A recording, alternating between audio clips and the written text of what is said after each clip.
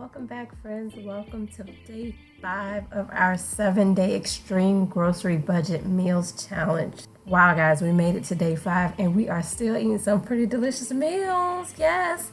So please be sure to check out video number 1 in the series to get a full breakdown of cost, the shopping list, and a full meal plan. So without further ado, let's get started. So in today's video, I will be sharing some delicious juicy fried chicken and the best potato salad you have ever had, but you got to stick around for this fried chicken because there's a secret ingredient in there that you do not want to miss. So for lunch, I'll be sharing a rice and beans style burrito wrap type delicious thingy. But we're going to start with breakfast, where I have the most delicious, soft, and flaky biscuit with eggs. This recipe is a little different from the recipe that I shared a few days back. This is more soft and flaky, whereas that one was a little more sturdy for breakfast sandwiches. I'm going to start off here in my bowl with some flour and some baking soda and salt. So, of course, all the measurements will be in the description box below, per usual.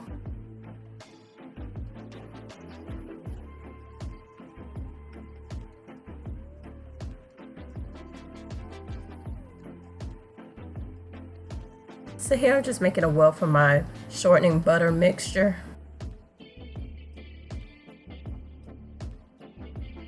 So I'm just taking my pastry cutter and I'm crumbling the flour with the butter and shortening just to make it a flaky consistency. And then as you'll see, I started using my hands because that was taking too long. And you know, busy moms, we are in a rush always.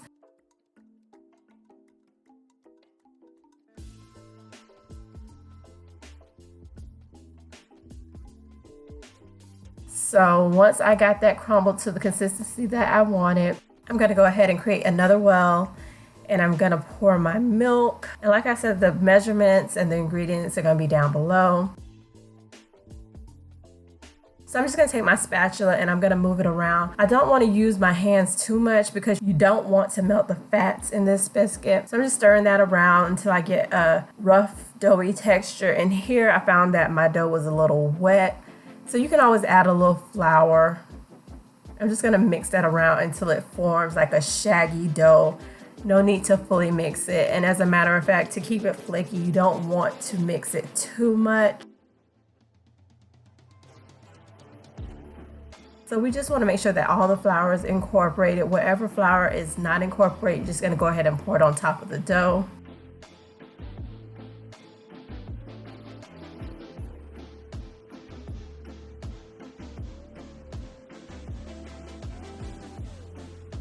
And I'm going to move the dough over so that we can see it a little bit better. Okay, so here we are. Okay, so we're just going to knead everything just to make sure that everything is combined without spending too much time kneading. And then I'm going to take my rolling pin and I'm going to try to roll this out. But you don't want to flatten it too much because you still want it to be able to rise. So I'm just rolling it out. I want to roll it out to about 1 inch.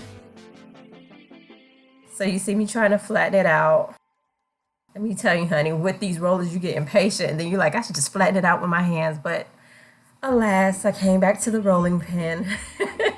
So I'm just rolling it out to about 1 inch thick, like I said.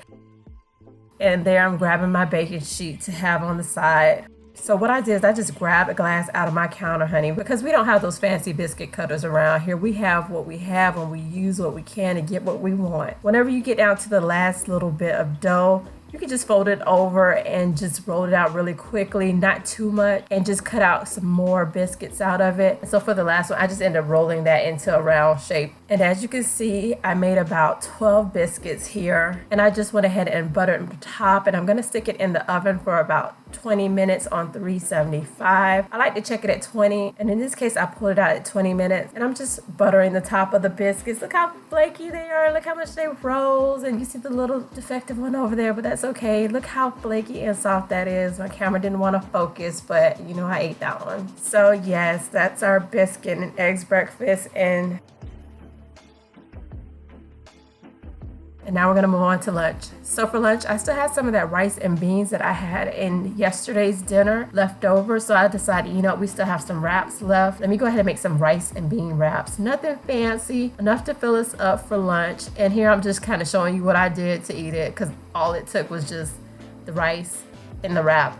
2 minutes, done. I ended up just leaving the rice and the flatbread on the counter for the kids to get to whenever they were ready to eat. So now we're gonna move on to dinner. So okay, for dinner we are starting off with 3 leg quarters that I cut into pieces. I already pre-seasoned them, and I'm just showing you that I used some complete seasoning, some seasoning salt, and of course some Cajun seasoning, and I let that marinate because we're gonna end up frying this up, and I want to show you how that portion was done. So to my bowl, I'm adding some flour. Measurements are gonna be down below. Then I'm adding cayenne, of course, and then some complete seasoning, some seasoning salt, and that secret ingredient. What did you think it was, guys? Put down below. It's cinnamon. Yes, I put some cinnamon in here, and when I tell you this makes a world of difference, you will never go back to making just plain chicken again. So here I'm just beating up 1 egg with about half a cup of milk, and I'm just gonna pour that in. I'm not dipping. I'm just gonna stir that around. Yes, some people like to have 3 dredging stations. We ain't got time for that. So I'm just gonna go ahead and place my chicken into the flour, and I'm gonna move it on around. And we're gonna do 2 dips here because we wanna use up all that liquid that we have, and we wanna use as much of this flour mixture as possible. You know, I'm all about no waste. So here I did my first dip, and then you'll see me put my hands into the egg mixture, and I'm gonna put that into the flour and kind of move it around, and that's gonna help to create some flaky layers on this chicken. So I put my chicken back into the wet mixture, and then we're just gonna do another dip. And we're gonna make sure we squeeze all that flour into that chicken, honey, so that we can have it nice and crispy and juicy and So I'm just moving everything around, and I'm gonna show you guys a little bit later what it looks like once it's floured up. But yeah, this is how you ensure that you have really crispy chicken, because not only are we gonna be frying it, but we're gonna put it under the oven to go ahead and further cook. So I'm just going ahead and finishing up the last couple pieces of chicken. And here, guys, just take a look at this. Look at that. It looks like it came from KFC, honey, but this is budget chicken. Yes. So to my fryer, I have quite a bit of oil, and we're going to go ahead and fry the chicken skin side down first because we want to make sure we get a nice brown on there.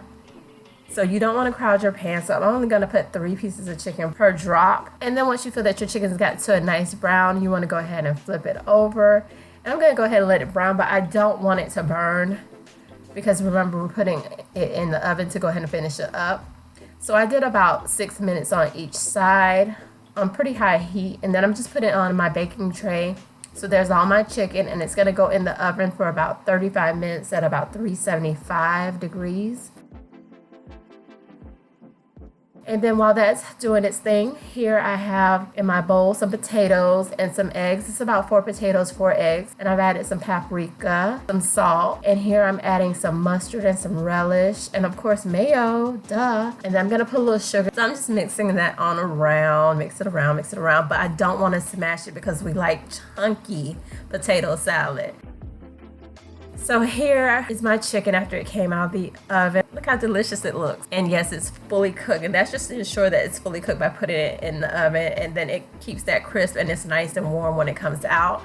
And here I just plated it up with some potato salad just to show you what it looks like. And as a matter of fact, we still have some biscuits from the morning, so we put it with it. But yeah, that was dinner, guys. Thank you so much for coming back to my channel and joining me on this 7-day journey. Please be sure to like, share, comment, and of course subscribe. Duh, you don't want to miss anything around here. So until the next video, guys, bye.